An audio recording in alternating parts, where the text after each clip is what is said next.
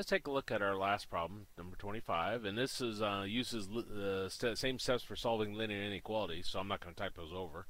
We'll just refer to the ones I already put up there. So let's refresh our memory on those. Solving linear inequalities, we got a note, at any step combining the like terms, combine to numbers. I put that in there, but really anywhere in mathematics we can combine like terms and combine numbers, you should. There's just a very few exceptions where that's not true. First step, get rid of parentheses via the distributive property. Second step, get rid of fractions. Multiply everything by the LCM, least common multiple, of all the denominators. Step 3, get everything with an x on the left side, numbers on the right side. And step 4, divide both sides by a number in front of the x. And a note, if you multiply or divide both sides by a negative number, flip the inequality symbol. Okay, so let's look at this problem here using those steps.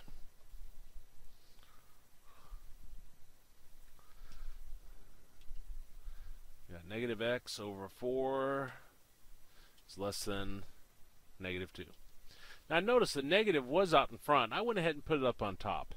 It really doesn't matter if you put it up on top, on the bottom. Out in front is probably the worst. So you probably want to put it one place or the other. Okay, first step, get rid of parentheses. Don't have any. Second step, get rid of fractions. Multiply everything by the LCM of all your denominators. We only have one denominator, so that is our LCM. So multiply both sides by 4.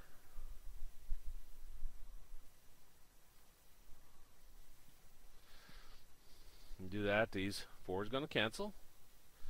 And we got negative x. Negative 2 times 4 is negative 8. Third step, get everything with an x on one side, numbers on the other side. That's done. Specifically, the x is on the left side. Last step, divide both sides by a number in front of the x. Well, there's a negative here, but there's an invisible 1 there. So we're going to divide both sides by negative 1. Now remember our note at the bottom. If you multiply or divide both sides by a negative number, you flip your inequality symbol. So less than becomes a greater than. So we end up with x is greater than 8. And I'm not sure what form this will put this in. Interval notation or, oh, just that. Okay.